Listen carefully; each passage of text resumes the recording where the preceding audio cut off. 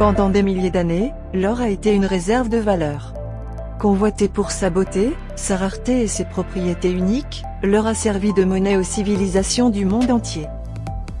Alors que l'argent a pris diverses formes, l'or s'est avéré être portable, permanent et désiré. L'or peut être investi en achetant de l'or physique ou par le biais de certificats.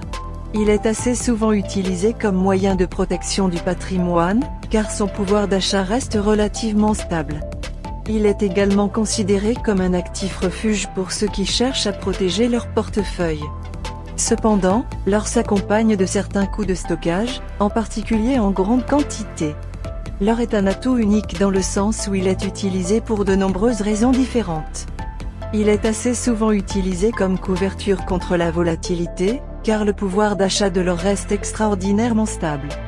Alors que les devises et les actions peuvent fluctuer énormément, l'or reste une réserve de valeur et est donc attrayant en période d'incertitude.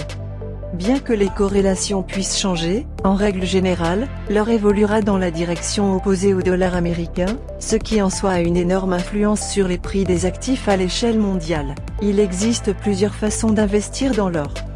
Certains des moyens les plus courants incluent l'achat de barres physiques ou via un ETF, et le trading d'autres produits dérivés.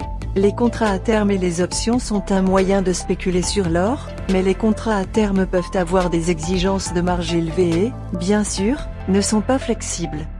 Les CFD ou contrats de différence ont l'avantage de pouvoir être dimensionnés en conséquence et offrent un effet de levier généreux.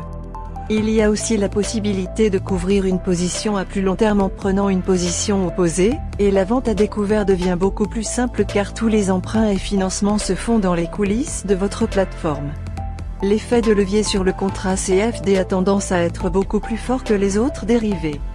L'une des plus grandes influences sur les prix de l'or provient des marchés obligataires. Plus les taux d'intérêt sont élevés, plus les obligations deviennent attractives car elles offrent un rendement. Cela fonctionne généralement contre l'or, bien qu'en période de volatilité extrême et de peur, l'or puisse monter en même temps que les taux d'intérêt. Un dollar américain qui se contracte fait généralement augmenter l'or, car il faut plus de dollars américains pour acheter une once d'or.